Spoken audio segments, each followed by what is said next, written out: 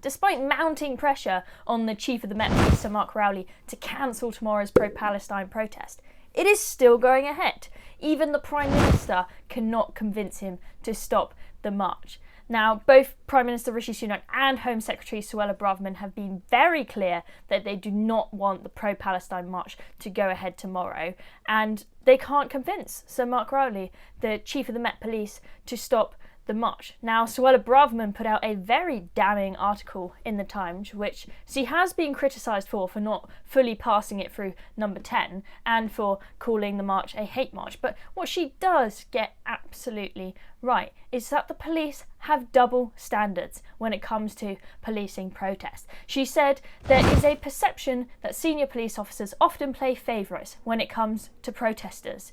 And she could not be more right. It is not the case that the police in this country are simply always too soft touch. No. Sometimes they're too soft touch and sometimes they're quite the opposite. The police were not scared at all to step in when we had anti-lockdown protests, were they?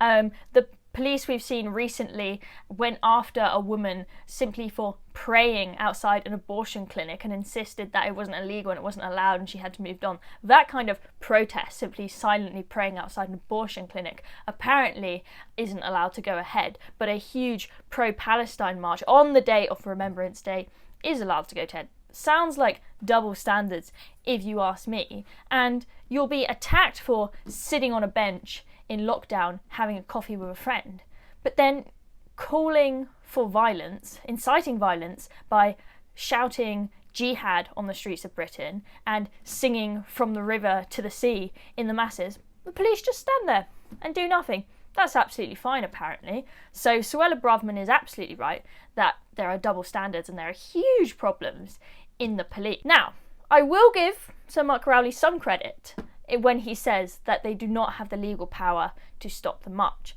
because Rishi Sunak has played the game slightly wrong by trying to get the march stopped on the basis that it is disrespectful. Now, yes, the marches are disrespectful, but that is not a legal ground to stop the march. The march can be stopped on the grounds of danger only. And Sir Mark Rowley has said that it does not, after speaking to intelligence, he does not think that it passes the threshold in terms of danger for it to be cancelled. You know, it can be as disrespectful as you want it to be, but if it's not dangerous, he's not going to cancel it.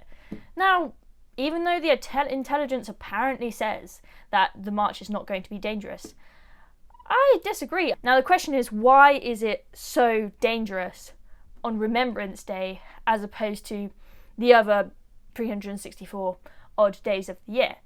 Well, because the tensions are going to be much, much higher tomorrow between the general public and the pro-Palestine protesters than there would be on an ordinary day.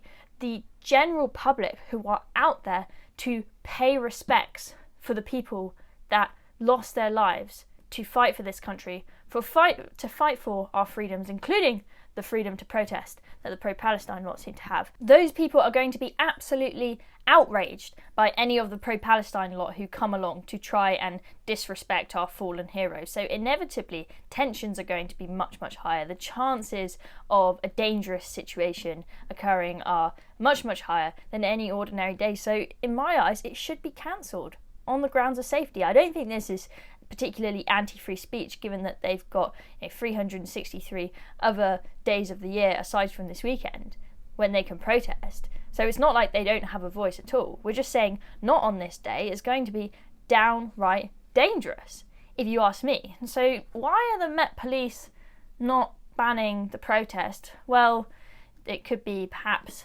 woke people in their establishment. They're scared about the backlash. They're scared about sounding anti-free speech. But one thing I also think it could be is that they're scared that it means that they have to admit that they don't have the manpower. They have to take that sting to their ego.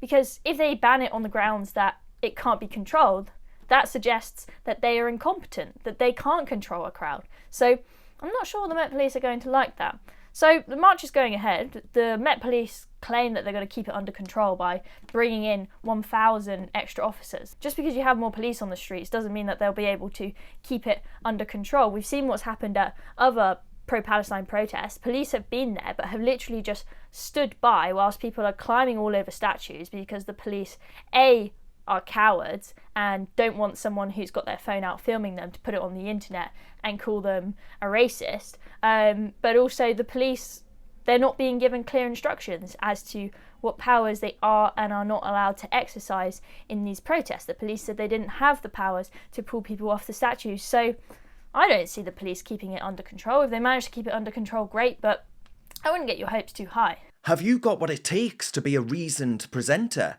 Well, send us a short clip of yourself to join@reasoned.uk and we might be seeing you on this very channel very soon indeed.